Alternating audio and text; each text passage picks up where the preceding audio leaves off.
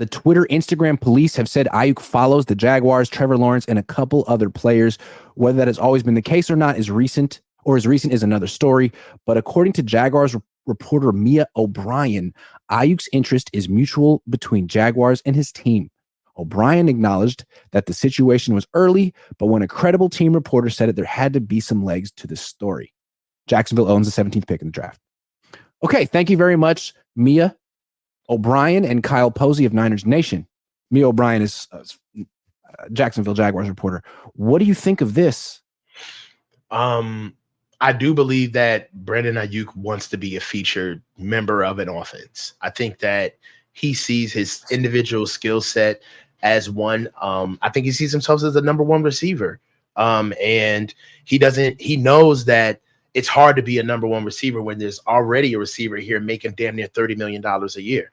But on the field, we all know that Brandon Aiyuk is the purest receiver that we have on our offense, and he truly is the best receiver we have on our offense. As far as nobody on this team can run his route tree, hands down. All right, but money dictates what's happening right now, and he's never going to be paid like a number one.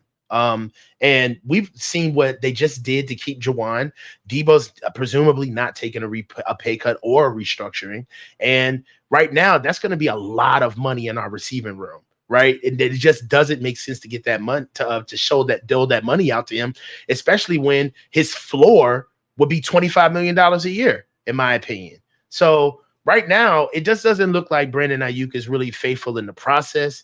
And he's starting to kind of stretch his legs a little bit. But this isn't new, right? There were talks of Brandon Aiyuk being real cozy with the Las Vegas Raiders, being in the locker room with Jaden Daniels and the whole nine. So, I mean, this is all just like fodder. Like, it's really nothing. But as far as, do I think BA is standing on business? Yes. Do I think that BA is going to take a pay cut? No. And the Niners, this could have a potential where they do come at an impasse where they decide to part ways. And, it'll be unfortunate. Well, if you look at the Jaguars, they're not trying to lead the league in rushing. They have a quarterback who can make every throw, especially down the field. They don't have a number one receiver. They got Christian Kirk, Zay Jones, and Gabe Davis. They just lost Calvin Ridley. They could absolutely. It's a great spot for Brandon Aiyuk, actually, and it's cool because it's Trent Baalke sticking it to his former team. I could absolutely see the Jaguars saying, "Let's offer Brandon Aiyuk $27 million a year, and it's worth it for us because we'll give him 10 targets a game, 11 targets a game." The guy. And if that's what the Jaguars, if they'll trade their first round pick and pay him all that money in a tax-free state, the Niners aren't going to get anywhere with Brandon Aiyuk. And then they'd have to figure out, like, do you want to just keep him here, have him play on the 5th-year option, and then watch him walk next year and get a third-round comp pick for him, or trade him now and get that 17th pick? It's interesting, too, that there's mutual interest. Does that imply that Aiyuk and his camp are actively looking for places to go other than the Niners? Yeah, what that mean?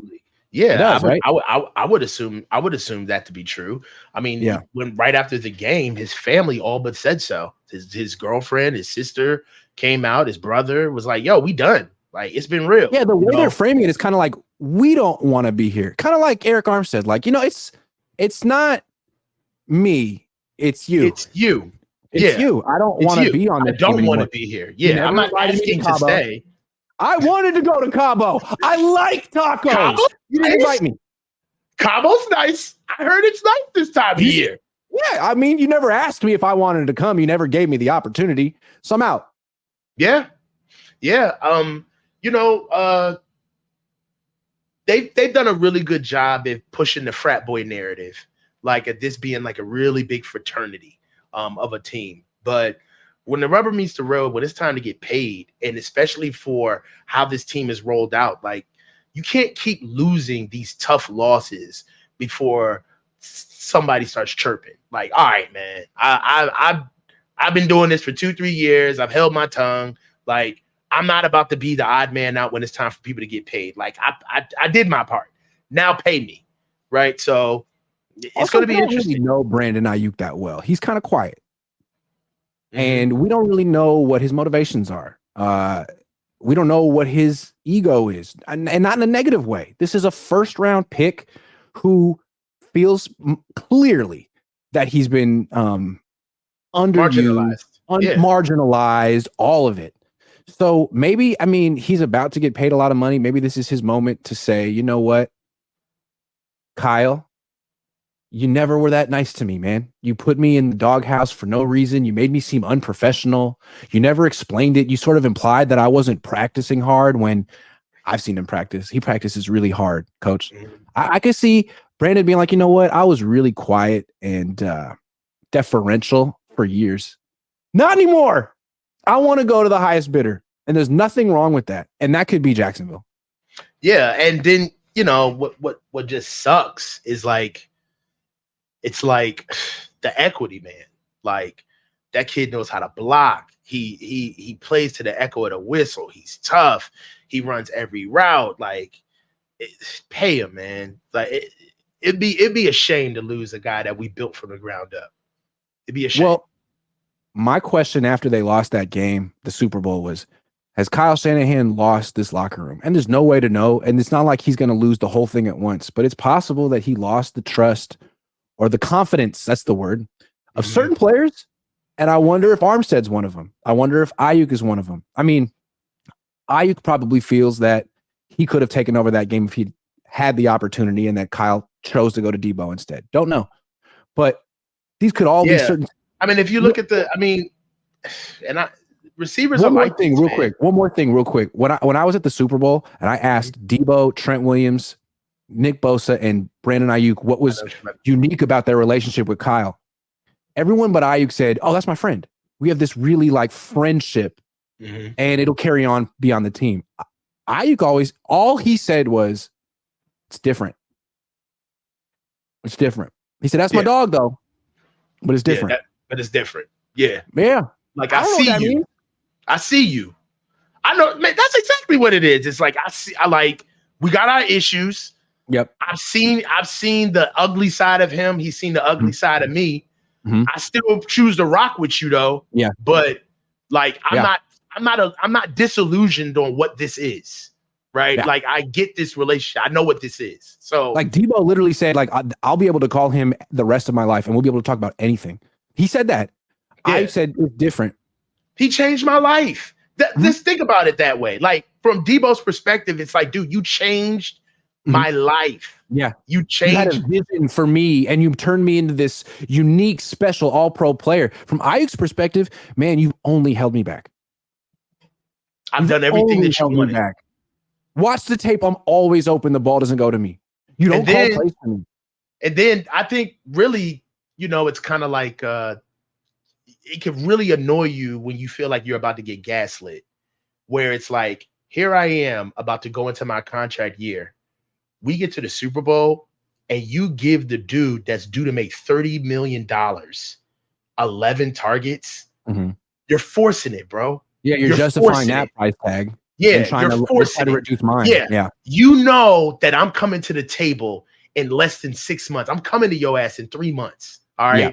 And we get to the biggest game of the season, and you already got him under contract for 30. Yeah.